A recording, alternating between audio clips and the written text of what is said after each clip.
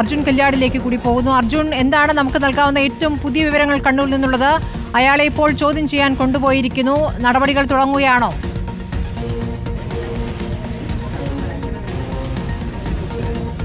തീർച്ചയായിട്ടും ഇപ്പോൾ ചോദ്യം ചെയ്യൽ പുരോഗമിച്ചു കൊണ്ടിരിക്കുന്നു എന്നതാണ് നമുക്ക് പറയാൻ വേണ്ടി കഴിയുക. അതായത് സിറ്റി പോലീസ് കമ്മീഷൻ ഉൾപ്പെടെ ഇവിടത്തേക്ക് എത്തിയിട്ടുണ്ട്. നേരത്തെ തന്നെ ജയിൽ വകുപ്പും അതുപോലെ തന്നെ ആഭ്യന്തര വകുപ്പും ഒക്കെ ഇതിനകത്ത് ഗൗരവമായിട്ടുള്ള അന്വേഷണം നടത്തുമെന്നുള്ള കാര്യം അറിയിച്ചിരുന്നു. DGP ഉൾപ്പെടെ അതിനുള്ള നിർദ്ദേശം ഇയാളെ കണ്ടെത്തുന്ന ഉൾപ്പെടെയുള്ള കാര്യങ്ങളിൽ പോലീസിന് നൽകുകയും ചെയ്തിരുന്നു. അതിൻ്റെ അടിസ്ഥാനത്തിൽ വളരെ വിശദമായ രീതിയിലുള്ള ഒരു അന്വേഷണവും പരിശോധനയും ഒക്കെയാണ് ഇവിടെ നടക്കുന്നതെന്ന് വേണം നമുക്ക് മനസ്സിലാക്കാൻ. എന്തായാലും ഈ പറയുന്ന രീതിയിൽ പൊതുജനങ്ങൾ പറയുന്ന സംശയം അത് നമുക്ക് തള്ളിക്കളയാൻ വേണ്ടി കഴിയുന്നതല്ല. നമ്മൾക്ക് പോലും ചില കാര്യങ്ങൾ അവിടെ കാണുമ്പോൾ ബോധ്യമാവുന്ന ആ കാര്യമാണ് പ്രധാനമായും അന്വേഷിക്കേണ്ടത്. ഗോവിന്ദസ്വാമി ഒരു കൊടും കുറ്റവാളി അവിടെ നിന്ന് ജയിൽ ചാടിയിരിക്കുന്നു എന്നത് വളരെ പ്രധാനപ്പെട്ടതാണ്. ഇതിനു മുൻപും കണ്ണൂർ സെൻട്രൽ ജയിലിനെ സംബന്ധിച്ച് ഇത്തരം ജയിൽ ചാട്ടം ഉൾപ്പെടെ ഉണ്ടായിട്ടുള്ളത്. പക്ഷേ മതിൽ കടന്ന് ഉള്ള ഒരു ജയിൽ ചാട്ടം ഈ അടുത്ത കാലത്തൊന്നും കണ്ണൂർ സെൻട്രൽ ജയിലിനെ സംബന്ധിച്ച് റിപ്പോർട്ട് ചെയ്തിട്ടില്ല. ഏകദേശം ഒരു വർഷം മുൻപ് അവിടെ രാവിലെ പത്രമിടാൻ വന്നിട്ടുള്ള ഒരു തടവുകാരൻ ഇത്തരത്തിൽ ലഹരി കേസുമായി ബന്ധപ്പെട്ടുകൊണ്ട് അവിടെ പിടിക്കപ്പെട്ട് തടവിൽ കഴിയുന്ന ആളാണ്. അതായത് രാവിലെ പത്രമെടുക്കാൻ എന്ന രീതിയിൽ ഇതിൻ്റെ ഏറ്റവും മുന്നിലേക്ക്, അതായത് ജയിലിൻ്റെ പ്രധാന കവാടത്തിലേക്ക് വരുന്നു. അവിടെ നിന്നും പത്രമെടുക്കാൻ വേണ്ടി വരുന്നതിനിടയിൽ അവിടെ ഓടി രക്ഷപ്പെടുന്നൊരു ദൃശ്യം ഉൾപ്പെടെ നമുക്ക് അന്ന് അതിൻ്റെ CCTV ദൃശ്യം ഉൾപ്പെടെ നമുക്ക് ലഭ്യമായതുമാണ്. അപ്പോൾ അത്തരം സംഭവങ്ങൾ, അതായത് മതിൽ ചാടിക്കടന്ന് ഒരാൾ പുറത്തേക്ക് ഒരു തടവുകാരൻ ചാടിക്കിടക്കുന്ന സംഭവം ഈ അടുത്ത കാലത്തൊന്നും കണ്ണൂർ സെൻട്രൽ ജയിലിനെ സംബന്ധിച്ച് റിപ്പോർട്ട് ചെയ്യപ്പെടാത്തതാണ്. അതുകൊണ്ട് കൂടിയാണ് ഇത് വളരെ ശ്രദ്ധേയമായി മാറുന്നത്, വലിയ വിവാദമായി മാറുന്നത്. എന്തായാലും ഇതിനകത്ത് ഗൗരവമായിട്ടുള്ള ഒരു അന്വേഷണം തന്നെയാണ് നടക്കേണ്ടത്. നേരത്തെ നമ്മളൊക്കെ സൂചിപ്പിച്ചതുപോലെ തന്നെ ഇതിനകത്ത് ഇത്രയും കാലത്ത്, അതായത് സാധാരണ രീതിയിൽ ഒരു ജയിലിൻ്റെ ഭാഗമായി, അതായത് ഈ സ്പെഷ്യൽ ബ്രാഞ്ചും അതുപോലെ തന്നെ ഇൻ്റലിജൻസും ഒക്കെ പ്രവർത്തിക്കുന്ന സാധാരണ പോലീസ് സ്റ്റേഷനിൽ പോലും എന്തെങ്കിലും ഒരു ചെറിയ കാര്യം പോലും അവരൊക്കെ അറിയുന്നതാണ്. അപ്പോൾ ജയിലിൽ ഒരു തടവുകാരൻ ഇത്തരത്തിൽ ഇത്രയും സമയമെടുത്തുകൊണ്ട് ഏകദേശം 20 ദിവസത്തെയൊക്കെ പ്രിപ്പറേഷൻ ഇതിൻ്റെ ഭാഗമായി ഉണ്ടായിട്ടുണ്ട് എന്നുള്ളതാണ് സിറ്റി പോലീസ് കമ്മീഷൻ ഉൾപ്പെടെ സ്ഥിരീകരിക്കുന്നത്. ആ സമയത്ത് പോലും ഇതിന് ജയിലിനകത്തുള്ള ഇതിൻ്റെ സുരക്ഷാ ഉദ്യോഗസ്ഥർക്ക് ഇത് മനസ്സിലാക്കാൻ വേണ്ടി കഴിഞ്ഞിട്ടില്ല എങ്കിൽ അതിനകത്ത് കൃത്യമായ രീതിയിലുള്ള ഒരു കൃത്യവിലോപമുണ്ട്. അവർ ചെയ്യേണ്ടുന്ന ഡ്യൂട്ടി അവർ കൃത്യമായി ചെയ്തിട്ടില്ല എന്ന് വേണം നമുക്ക് മനസ്സിലാക്കാൻ. എന്തായാലും അത്തരത്തിലുള്ള ഒരു പരിശോധന, ഗൗരവമായിട്ടുള്ള ഒരു അന്വേഷണമൊക്കെ നടക്കേണ്ടതുണ്ട്.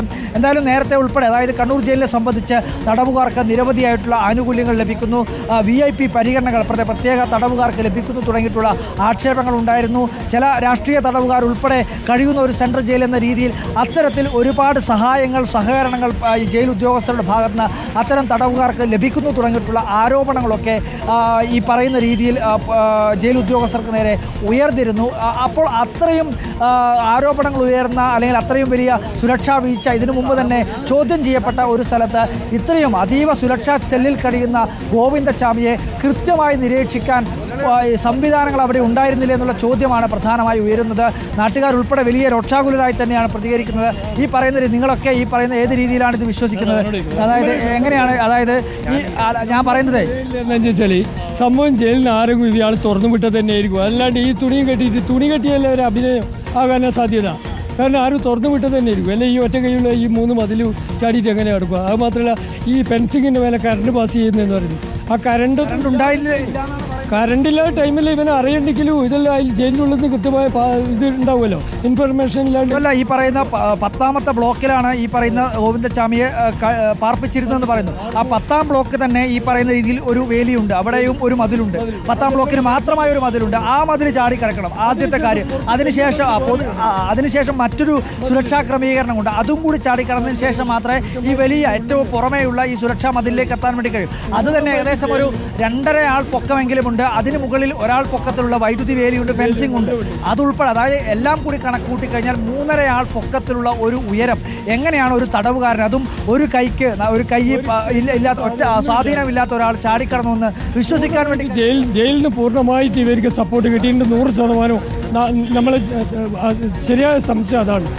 100% ജയിലിന് കൃത്യമായ ഇത് സഹായം കിട്ടിയിട്ടുണ്ട്, ഉറപ്പാണ്. ഇത് കൃത്യമായിട്ട് നടക്കില്ല. ജയിലിൻ്റെ ശരിക്ക് ഇതിൻ്റെ സഹായം ഉള്ളതുകൊണ്ടാണ് ഇത് പോകാൻ കാരണം. അടുത്ത കാലങ്ങളായിട്ട് പറയുന്ന രീതിയിൽ ഒരുപാട് അടുത്ത കാലങ്ങളിലായിട്ട് ഇപ്പോൾ നമ്മൾ പത്രത്തിലെല്ലാം കാണിക്കുന്നത് കഞ്ചാവ്, മറ്റുള്ള എല്ലാ ലഹരി പത്രവും, ഫോണ് എല്ലാം എത്തുന്നുണ്ടല്ലോ ജയിലിൽ. അതുപോലെയുള്ള കൃത്യമായ സഹായങ്ങൾ ഈ ആൾക്ക് കൃത്യമായിട്ട് കിട്ടിയിട്ടുണ്ട് എന്നാണ് നമ്മളെ. എൻ്റെ തന്നെ താത്തിച്ച് അപ്പാണ്ട് കൊന്നാൽ പോരെ.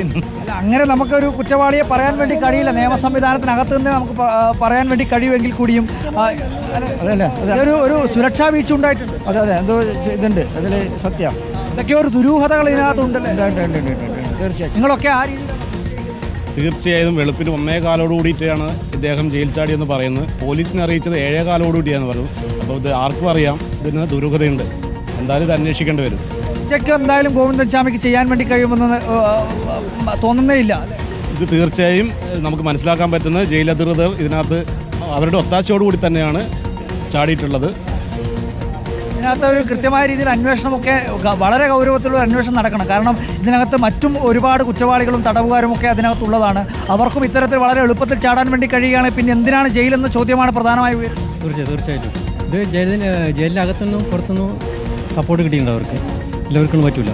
തീർച്ചയായിട്ടും അതായത് പുറത്തു നിന്നുള്ള ഈ പറയുന്ന ഇറങ്ങാനൊക്കെയുള്ള ഒരു സഹായം ലഭിച്ചിട്ടുണ്ടാവണം. തീർച്ചയായിട്ടും ഇല്ലെങ്കിൽ ഒരു കൈയില്ലാത്ത ആൾക്ക് ഇറങ്ങാൻ പറ്റില്ല. എന്തായാലും ഒരു കൈ മാത്രം ഉപയോഗിച്ചുകൊണ്ട് എങ്ങനെയാണ് ഈ 2.5 ആൾ പൊക്കത്തിലുള്ള ആ മതിൽ, കല്ലുകൊണ്ട് കെട്ടി ഉണ്ടാക്കിയിട്ടുള്ള മതിൽ ഒറ്റ കൈ കൊണ്ട് പിടിച്ചൂർന്നൂർന്ന് ഇറങ്ങാൻ വേണ്ടി കഴിയുക എന്നുള്ള ചോദ്യം പ്രധാനമായി പൊതുജനങ്ങളൊക്കെ ഉയർത്തുകയാണ്. എന്തായാലും വലിയ രീതിയിലുള്ള ആക്ഷേപം പൊതുജനങ്ങളുടെ ഭാഗത്തുനിന്നുണ്ടാകുന്നു. വലിയ രീതിയിലുള്ള പരാതികൾ പൊതുജനങ്ങളുടെ ഭാഗത്തുനിന്നുണ്ടാകുന്നു.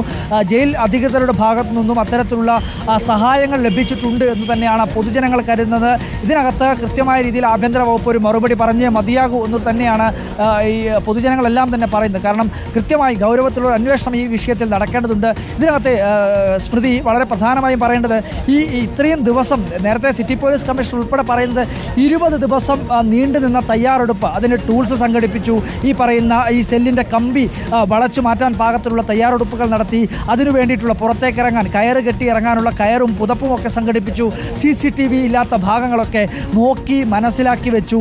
അങ്ങനെയുള്ള ഒരുപാട് തയ്യാറെടുപ്പുകൾ ഏതെങ്കിലും നേരത്തെ ഭക്ഷണത്തിന് ഉൾപ്പെടെയുള്ള കാര്യങ്ങളിൽ പറഞ്ഞിരുന്നു. അതായത് സാധാരണ ജയിലിൽ നിന്ന് നൽകുന്ന ഭക്ഷണത്തിന് പുറമെ തനിക്ക് അത്തരം ഭക്ഷണങ്ങൾ കഴിക്കാൻ ബുദ്ധിമുട്ടുണ്ട് എന്നുള്ള കാര്യം അറിയിക്കുകയും അതിൻ്റെ ഭാഗമായി പ്രത്യേകമായി ശരീരം ഉൾപ്പെടെ ക്രമീകരിക്കുന്നതിൻ്റെ ഭാഗമായി അത്തരത്തിൽ ചില ഭക്ഷണങ്ങൾ പുനഃക്രമീകരിക്കാൻ ഡോക്ടർ ഉൾപ്പെടെ കണ്ടുകൊണ്ടുള്ള നടപടികൾ പോലും ഈ പറയുന്ന ഗോവിന്ദചാമിയുടെ ഭാഗത്തുനിന്നുണ്ടായിട്ടുണ്ട് എന്നുള്ളതാണ് മനസ്സിലാക്കുന്നത്. അപ്പോൾ അങ്ങനെയാണെങ്കിൽ ഒരു അസ്വാഭാവികമായ രീതിയിലുള്ള ഏതെങ്കിലും ഒരു ചെറിയ രീതിയിലുള്ള ഒരു സൂചന ലഭിക്കുമ്പോൾ അതിനകത്ത് ഗൗരവമായ രീതിയിൽ പരിശോധിക്കേണ്ടതല്ലേ? സാധാരണ രീതിയിൽ പെരുമാറുന്ന ഒരാൾ ഏതെങ്കിലും ഒരു ഘട്ടത്തിൽ ഒരു അസ്വാഭാവികമായ രീതിയിൽ ഭക്ഷണത്തിൻ്റെ ക്രമീകരണം നടത്തുന്നു, ഇത്തരത്തിൽ ചില സൂചനകളൊക്കെ, അതായത് ഈ പറയുന്ന ഭക്ഷണത്തിനോടൊപ്പം ഉപ്പ് കൂടുതലായി ശേഖരിക്കുമ്പോൾ അത് എന്തിനു വേണ്ടിയാണ് എന്നുള്ള കാര്യം അന്വേഷിക്കേണ്ടതുണ്ട്.